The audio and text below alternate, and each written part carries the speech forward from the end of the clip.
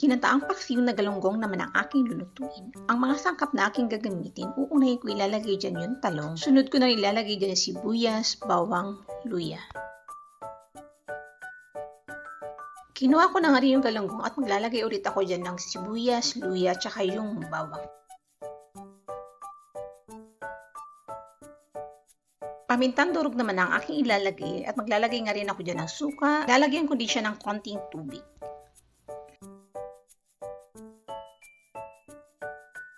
Takpan lang natin at pakukulang ko nga lang na siya ng mga ilang minuto.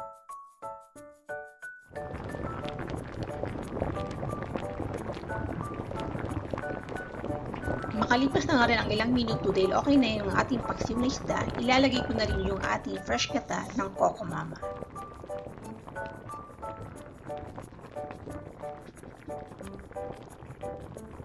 Ang pinakahuli ko na may